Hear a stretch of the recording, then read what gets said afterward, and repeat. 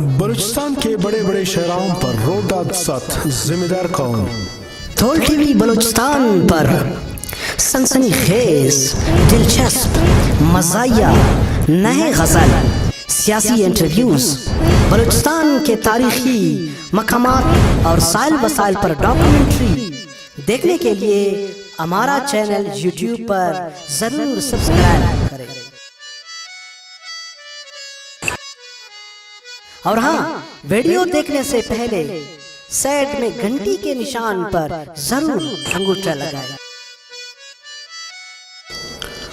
بلوچستان کے دارالحکومت کوئٹہ سے لے کر تفتان ایران بارڈر تک، کوئٹہ سے لے کر اب چوکی صوبہ سندھ تک، کوئٹہ سے لے کر بولا کے بڑے بڑے پہاڑوں سے ہوتے ہوئے جیکم آباد سندھ تک، یا کوئٹہ سے لے کر چمن افغانستان بارڈر تک، یا کوئٹہ سے لے کر کٹھمنڈو کے مشکل ترین پہاڑوں سے ڈیرہ غازی خان پنجاب تک، ان شاہراہوں پر روزانہ کی بنیاد پر روڈ ایکسیڈنٹس میں 3-4 سے لے کر 15-20 انسان لقمہ اجل بن جاتے ہیں۔ تھول ٹی وی کے سروے ٹیم کے مطابق 70% لوگوں کا کہنا تھا کہ سنگل روڈ ہونے کی وجہ سے یہ حادثات رونما ہوتے ہیں، جس کا ذمہ دار وفاقی حکومت ہے۔ 20% لوگوں کا کہنا تھا کہ اجل ازل زندگی موت انسان کے پیدا ہوتے ہی اللہ پاک کی طرف سے لکھ دیے جاتے ہیں۔ شاید ان لوگوں کی موت روڈ حادثات پر لکھی تھی۔ باقی 10% لوگوں نے اس موضوع پر کوئی کمنٹ نہیں کی۔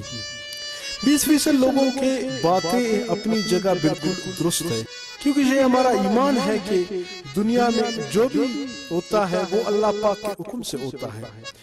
رہی سوال 70% لوگوں کی، یہ بھی تو ایک تلخ حقیقت ہے کہ بلوچستان کے بڑے بڑے شہراؤں جس میں روزانہ لاکھوں کی تعداد میں چھوٹی بڑی گاڑیوں کا گزرنا ہوتا ہے، سب کے سب سنگل روڈ ہے، جس کی وجہ سے اکثر حادثات کراسنگ یا اوورٹیک کی وجہ سے ہو جاتا ہے۔